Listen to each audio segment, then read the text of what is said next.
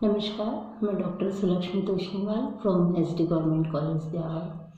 बच्चों, आज हम देखेंगे कि कोई भी नवीन इकाई जब स्थापित की जाती है तो उसकी स्थापना हेतु कई सारी लीगल फॉर्मेलिटीज़ को पूरा करना होता है। तो उन लीगल फॉर्मेलिटीज़ को जब तक पूरा नहीं किया जाएगा तब तक वो व्यापार वैधानिक व्यापार नहीं कहलाएगा।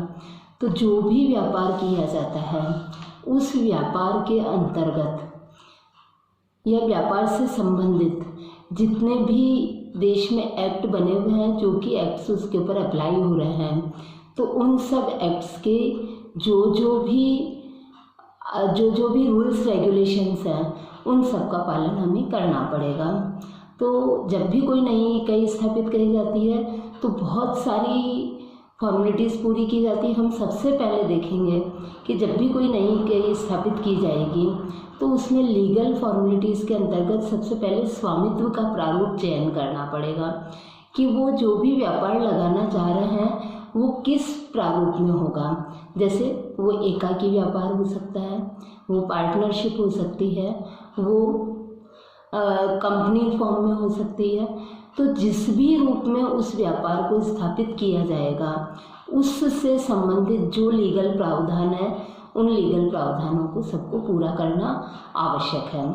अब इसमें हम सबसे पहले देखते हैं कि जो इकाई स्थापित की जा रही है यदि उसे सोल ट्रेडर के रूप में स्थापित किया जा रहा है, एकाकी व्यापार के रूप में स्थापित किया जा रहा है, तो उसमें सबसे कम फॉर्मेलिटीज़ पूरी करनी होती है। तो अपना जो भी फर्म है उसका रजिस्ट्रेशन कराना होगा, उसका जीएसटी नंबर लेना होगा। तो इस तरह से ये एक सामान्य सी कार्यवाही है जिसे कि पूरा करके और वो जो व्यापार करना चाह रही है उस व्यापार के अंतर्गत उसको रजिस्टर्ड कराना होगा। तो इस तरह से एक व्यापार प्रारंभ करने के लिए अपन एक सामान्य सा स्टेप देखा। अब अपन देखते हैं कि दूसरा फॉर्म जो कि पार्टनरशिप के रूप में हो सकता है। तो जब भी कोई साझेदारी के अंतर्गत कोई व्यापार प्रारंभ करना चाहता है तो सबसे पहले उसको भारतीय साझेदारी अधिनियम 1932 के जितने भी प्रावधान हैं वो प्रावधान जो उसके ऊपर अप्लाई हो रहे हैं उन सब प्रावधानों को उन्हें पूरा करना पड़ेगा। तो अब जैसे उन प्रावधानों के अंतर्गत अपन देखते हैं कि वो साझेदारी किस रूप में स्थापित करना जा रहा है। जैसे निश्चित उद्देश्य के लिए, निश्चित टाइम पीरियड के लिए या ऐच्छिक साझेदारी के रूप में स्थापित करना चाह रहा है, तो वो जैसा भी साझेदारी स्थापित करना चाह रहा है तो उसे उसी प्रकार की अपनी एक पार्टनरशिप डीड बनानी होगी और उस पार्टनरशिप डीड में उसे उस साझेदारी से संबंधित जितनी भी जानकारियां हैं वो सारी जानकारियां, चाहे वो जानकारी उन पार्टनर्स से संबंधित है चाहे उनके व्यापार से संबंधित है, वो सारी जानकारियां उसको उसमें डालनी होगी। अब इसमें अपन देख सकते हैं कि एक तरह से ये एक लिखित अनुबंध हो गया और पार्टनरशिप एक्ट के अकॉर्डिंग उसमें जो बातें आवश्यक है वो सारी बातें लिखी जाएगी। तो सबसे पहले तो फर्म का एक नाम निश्चित करना होगा। तो जब फर्म का नाम निश्चित हो जाता है तो फर्म का एक आइडेंटिफिकेशन हो जाता है कि वो किस नाम से अपना रजिस्ट्रेशन करवाएगी।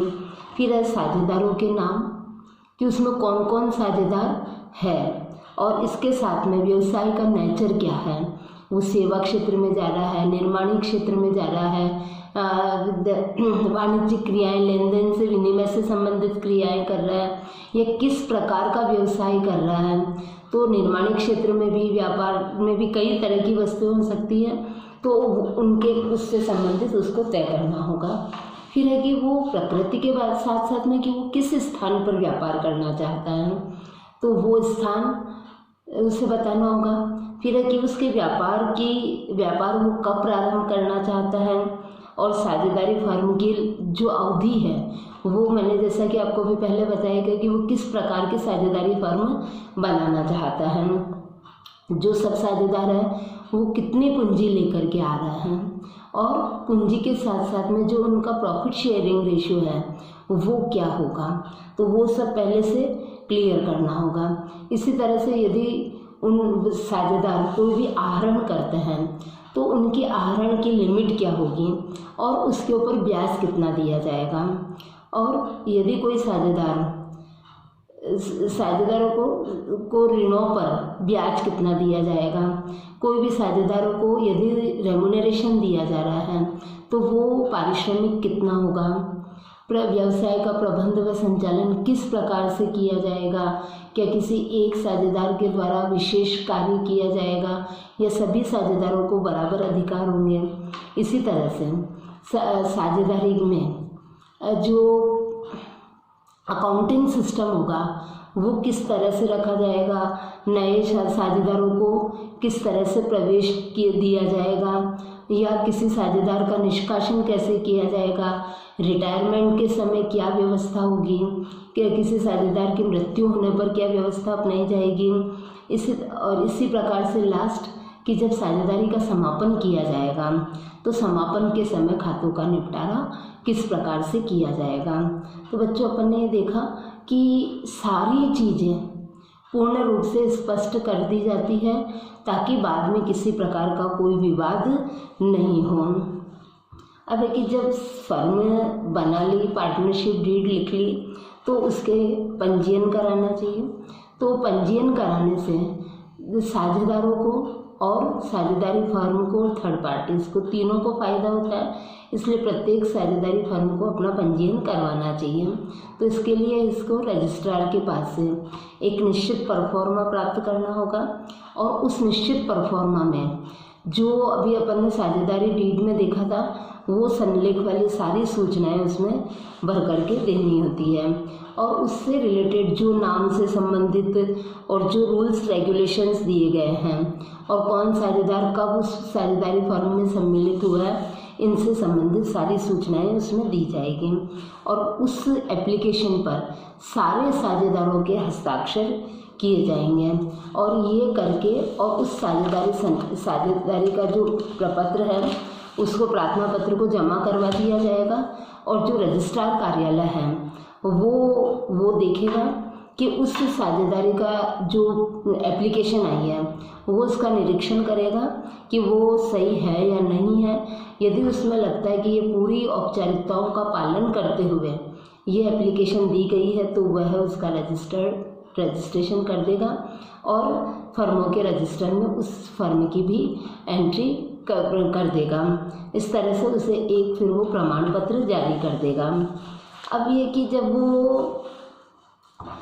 कोई भी वो जिस दिन प्रमाण पत्र जारी किया जाता है उसी दिन से उस साझेदारी का रजिस्ट्रेशन हुआ माना जाता है और अस्तित्व में आई हुई मानी जाती है। तो ये तो अपन ने देखा कि स्वामित्व का सेकंड रूप कि वो साझेदारी फर्म के रूप में हो सकता है। अब अपन थर्ड रूप देखते हैं कि वो कंपनी के रूप में भी हो सकता है।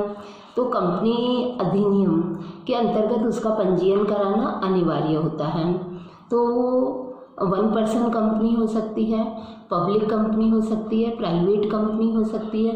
तो जैसा भी जो कंपनी स्थापित करने वाले जो प्रमोटर्स हैं, जो प्रारंभिक मेंबर्स हैं, वो डिसाइड करेंगे कि उन्हें किस तरह की कंपनी स्थापित करनी है। तो सीमित दायित्व वाली करनी है, तो इस तरह से वो ये डिसाइड करके वो कंपनी स्थापित करेंगे।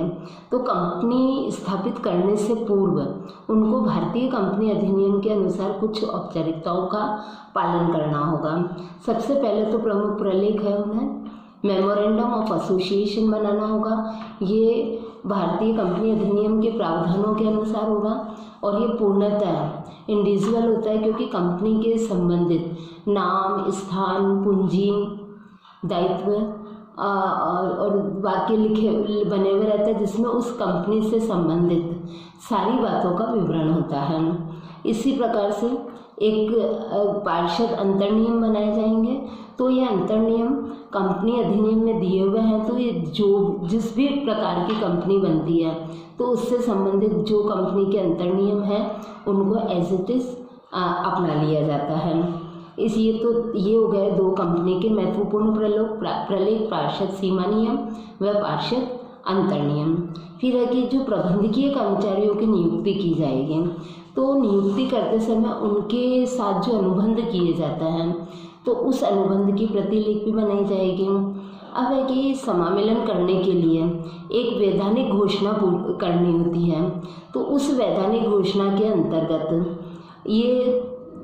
अंतर्गत कंपनी के समामेलन से संबंधित सारी कार्यवाहियाँ पूर्ण कर ली गई है, इससे संबंधित ये वैधानिक घोषणा करनी होती है।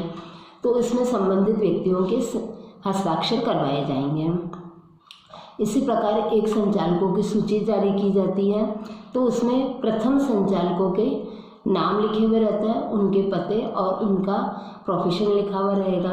और केवल ये लिखना ही सफिशिएंट नहीं है, बल्कि जो संचालक है उनकी लिखित सहमति भी ली जाएगी और उनका पूरा विवरण दिया जाएगा। अब जिन संचालकों ने अपनी लिखित सहमति दी है तो उनको योग्यतांश भी लेने होंगे।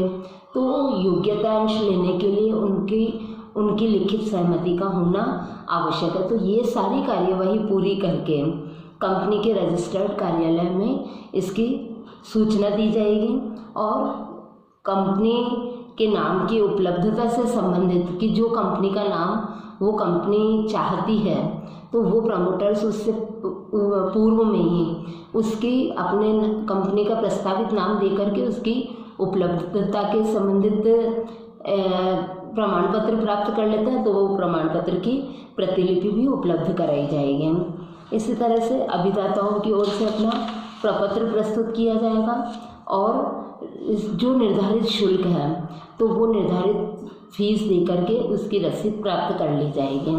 अब जब ये सारी कार्यवाही प्रवर्तकों के द्वारा पूरी कर दी जाएगी तो जो कंपनी रजिस्ट्रार कार्यालय है वहाँ पर जो ये एप्लीकेशन गई है, कंपनी की जो फाइल गई है, उसकी जांच की जाएगी।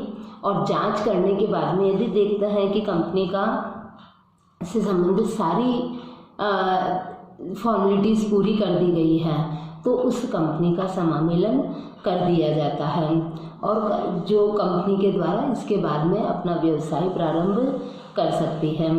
तो जो प्राइवेट कंपनी है वो तो समामेलन प्रारंभ होते ही व्यवसाय प्रारंभ कर सकती है और जो पब्लिक कंपनी है वो जब तक उसे व्यवसाय प्रारंभ करने का प्रमाण पत्र नहीं मिल जाता तब तक वो व्यवसाय प्रारंभ नहीं करेगी। तो उसे कुछ वैधानिक कार्यवाहियाँ हैं तो वो पूरा करना होगा और वो पूरा करने के बाद में वो अपना व्यवसाय प्रारंभ कर सकती है। तो बच्चों, अपन ने देखा कि किस तरह से कोई भी नई इकाई जब स्थापित की जाती है तो उसमें स्टेप बाय स्टेप एक एक कार्य को पूरा किया जाता है। तो अपन ने सबसे पहला कार्य देखा कि कंपनी जो भी व्यवसाय स्थापित किया जा रहा है उसका नाम क्या होगा और वो किस तरह के स्वामित्व में स्थापित किया जाएगा। जब ये पूरी कार्यवाही ये जब डिसाइड हो जाएगा उसके बाद में फिर आगे की और अन्य औपचारिकताओं को पूरा किया जाएगा जो अपन नेक्स्ट वीडियोस में देखेंगे। Thank you.